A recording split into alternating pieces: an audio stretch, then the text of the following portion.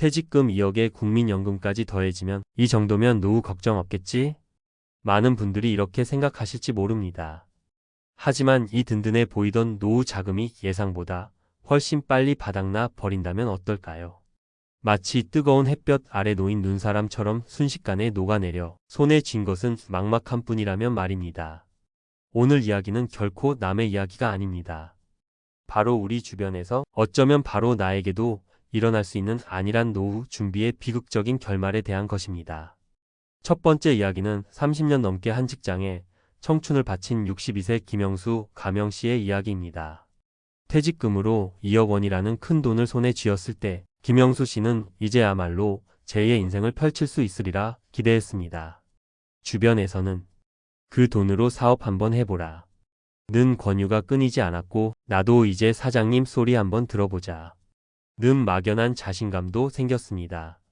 결국 그는 평소 관심 있던 프랜차이즈 음식점 창업에 뛰어들었습니다. 하지만 현실은 냉혹했습니다. 초기 투자금, 만만치 않은 권리금, 인테리어 비용 등으로 퇴직금의 절반 이상이 순식간에 사라졌습니다. 장밋빛 미래를 꿈꿨지만 경험 부족과 예상보다 훨씬 치열한 경쟁, 그리고 하루가 다르게 줄어드는 손님들로 인해 1년도 채 되지 않아 가게는 매달 적자를 기록하기 시작했습니다. 한 언론 보도에 따르면 퇴직금을 사업에 투자했다 실패하여 극심한 생활고를 겪는 사례가 과거부터 꾸준히 있어 왔습니다. 김영수 씨의 경우도 마찬가지였습니다. 결국 그는 눈물을 머금고 가게를 헐값에 넘겨야 했고 남은 퇴직금마저 쌓인 빚을 청산하는데 모두 써버렸습니다. 지금 김영수 씨에게 남은 것은 국민연금 수령 시점까지 버텨야 할 기나긴 소득 공백과 깊은 한숨뿐입니다. 퇴직금이 사업 미천이 아니었다는 것을 너무 늦게 깨달았습니다. 그의 떨리는 목소리에는 뼈저린 후회가 담겨 있었습니다. 두 번째 이야기는 이정희 가명 58세 씨의 사연입니다. 그녀는 퇴직금 2억 원을 받자마자 그중 상당액을 아들의 사업 자금과 딸의 결혼 자금으로 지원했습니다. 자식들 앞길 터주는 것이 부모된 도리 아니겠어? 이게 다 내 노후 보험이지. 이정희 씨는 그렇게 믿었습니다. 하지만 이것이 오히려 자신의 노후를 위협하는 부메랑이 될 줄은 꿈에도 몰랐습니다. 조사에 따르면 많은 은퇴자들이 자녀 교육이나 결혼자금 지원으로 인해 정작 본인들의 노후 준비에는 소홀해지는 경향이 있습니다. 이정희 씨 역시 그랬습니다. 믿었던 아들의 사업은 좀처럼 빛을 보지 못했고 지원해준 돈은 언제 돌려받을 수 있을지 기약조차 없었습니다.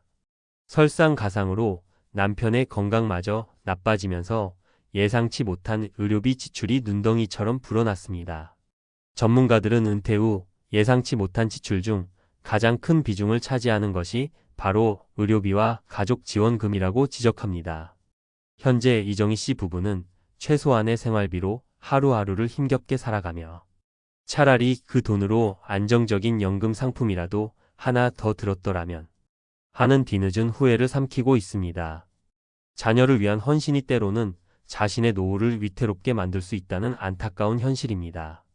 그렇다면 왜 이렇게 퇴직금 2억 원이라는 적지 않은 돈마저도 속수무책으로 사라져 버리는 걸까요?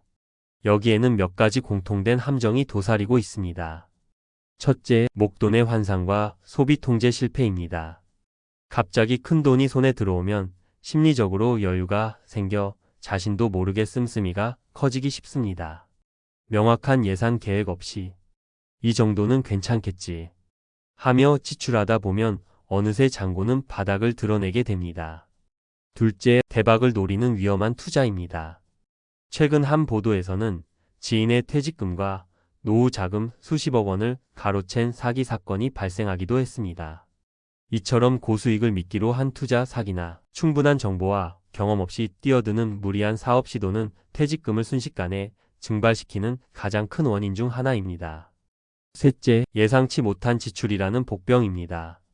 앞서 이정희 씨 사례처럼 본인이나 가족의 갑작스러운 질병으로 인한 의료비, 자녀에게 계속 들어가는 돈, 갑자기 수리해야 하는 집 문제 등 계획에 없던 지출은 노후 재정을 크게 흔들 수 있습니다. 넷째, 낮아진 금리와 길어진 수명입니다. 과거처럼 은행 이자만으로 생활하는 시대는 이미 지났습니다. 게다가 평균 수명은 계속 늘어나면서 우리가 살아가야 할 노후 기간은 점점 길어지고 그만큼 필요한 노후 자금의 규모도 커지고 있습니다. 국민연금만으로는 충분한 노후 생활이 어렵다는 이야기가 나오는 것도 이러한 현실을 반영합니다. 다섯째, 정보 부족과 카더라식 준비입니다. 국민연금, 퇴직연금, 개인연금, 주택연금 등 다양한 노후 준비 제도가 있지만 이에 대한 정확한 이해 없이 주변 사람들의 이야기나 검증되지 않은 정보에만 의존하여 중요한 결정을 내리는 안일함이 비극을 초래하기도 합니다. 하지만 절망하기엔 이릅니다. 위기 속에서도 지혜롭게 길을 찾아 안정적인 노후를 만들어가는 분들도 분명히 계십니다.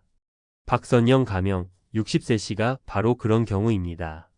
그녀는 퇴직금으로 1억 5천만 원을 받았지만 앞서 살펴본 안타까운 사례들을 교훈 삼아 무리한 투자나 불필요한 지출을 철저히 경계했습니다. 박선영 씨는 퇴직금의 일부를 즉시 개인형 퇴직연금, 즉 IRP 계좌로 옮겨 세액 공제 혜택을 받으면서 안정적으로 운용하기 시작했습니다. 전문가들은 IRP 계좌가 퇴직소득세 절감은 물론 추가 납입을 통해 연말정산 시 세액 공제까지 받을 수 있어 노후 자금 마련에 매우 유용하다고 조언합니다. 또한 국민연금 수령 전까지의 소득 공백을 메우기 위해 지역사회 공헌 일자리와 같은 소규모 시간제 일을 시작하여 비록 큰 돈은 아니지만 꾸준한 현금 흐름을 만들었습니다.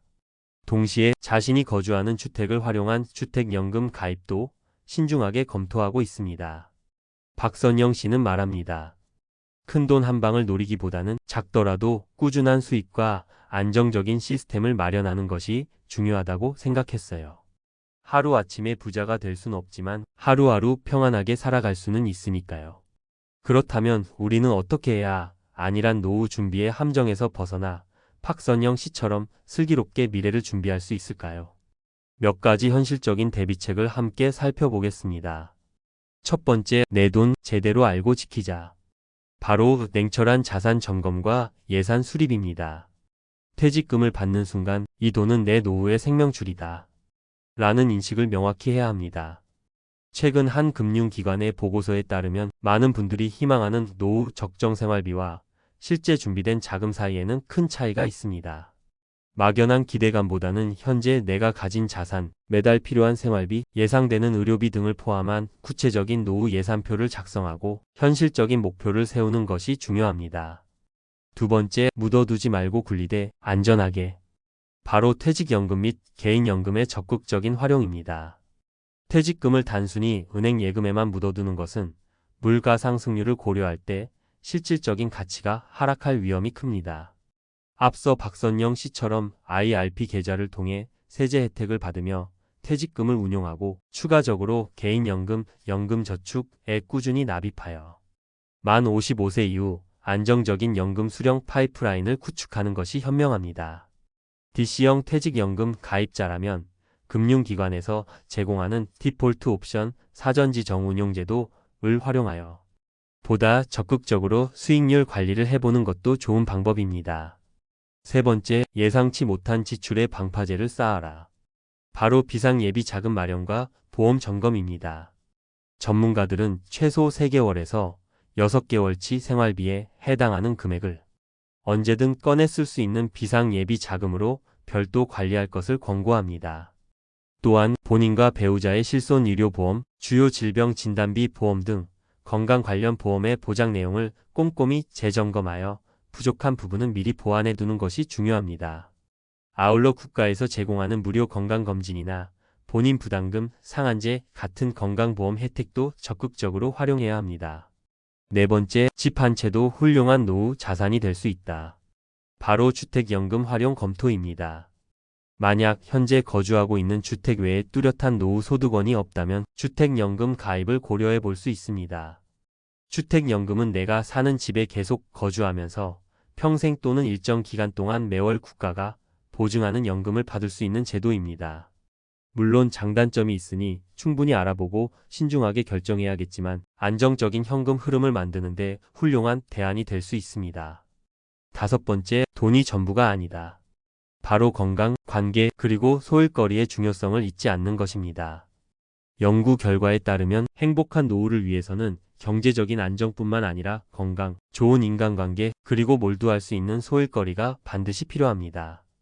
규칙적인 생활과 꾸준한 운동, 건강한 식습관을 통해 의료비 지출 가능성을 줄이고 은퇴 후에도 가족, 친구들과의 유대감을 강화하며 새로운 커뮤니티 활동에 참여하는 것이 중요합니다.